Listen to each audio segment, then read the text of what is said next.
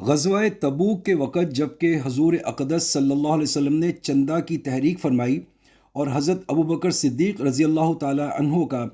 اس وقت جو کچھ گھر میں رکھا تھا سب کچھ جمع کر کے حضور صلی اللہ علیہ وسلم کی خدمت میں پیش کر دینے کا بڑا مشہور واقعہ ہے۔ اور جب حضور صلی اللہ علیہ وسلم نے دریافت فرمایا کہ ابو بکر گھر میں کیا چھوڑا، تو حضرت صدیق اکبر نے فرمایا اللہ اور اس کا رسول صلی اللہ علیہ وسلم، یعنی ان کی خوشنودی کا ذخیرہ گھر میں موجود ہے۔ حکایات صحابہ میں یہ قصہ مفصل ذکر کیا گیا ہے اور اس نوع کے دوسرے حضرات کے متعدد واقعات حکایات صحابہ میں لکھ چکا ہوں۔ وہاں دیکھا جائے تو معلوم ہوا کہ ایثار، ہمدردی اور اللہ کی راہ میں خرچ کرنا انہی حضرات کا حصہ تھا۔ اس کا کچھ بھی شائبہ ہم لوگوں کو مل جائے تو ہم اس کو غنیمت سمجھیں، لیکن ان حضرات کے یہاں یہ روز مرہ کے واقعات تھے۔ بالخصوص حضرت ابوبکر صدیق رضی اللہ تعالیٰ عنہ کے متعلق اس سے بڑھ کر کیا وضاحت ہو سکتی ہے کہ خود اللہ تعالیٰ نے قرآن پاک میں تعریف کر کے فرمایا وَسَيُجَنَّبُهَا الْأَتْقَى، اور اس آگ سے وہ شخص دور رکھا جائے گا جو بڑا پرہیزگار ہے، جو اپنا مال اس غرض سے اللہ کے راستے میں دیتا ہے کہ پاک ہو جائے اور بجوز اپنے عالیشان پروردگار کی رضا جوئی کے کوئی اور غرض نہ ہو، اور کسی کا اس کے ذمے کوئی احسان نہ تھا بلکہ اس کا اتارنا مقصود تھا۔ اس میں نہایت ہی مبالغہ اخلاص کا ہے، کیونکہ کسی کے احسان کا بدلہ اتارنا بھی مطلوب ہے اور مندوب ہے، مگر فضیلت میں احسان ابتدائی کے برابر نہیں۔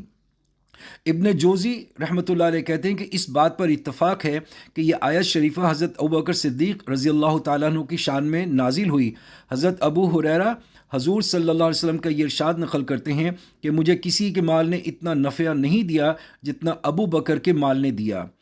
حضور صلی اللہ علیہ وسلم کا یہ ارشاد سن کر حضرت ابوبکر صدیق رضی اللہ تعالیٰ عنہ رونے لگے اور عرض کیا یا رسول اللہ، کیا میں اور میرا مال آپ کے سوا کسی اور کا ہے؟ حضور صلی اللہ علیہ وسلم، یہ ارشاد بہت سے صحابہ کرام سے بھی روایت میں نقل کیا گیا ہے۔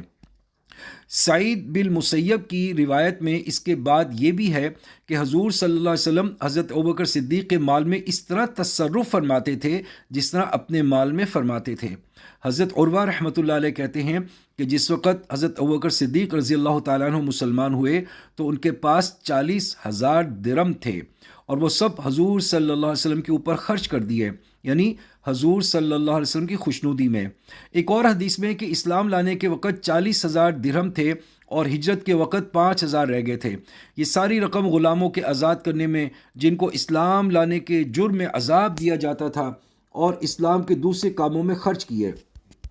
حضرت عبداللہ بن زبیر رضی اللہ تعالیٰ عنہ کہتے ہیں کہ حضرت ابوبکر صدیق رضی اللہ تعالیٰ عنہ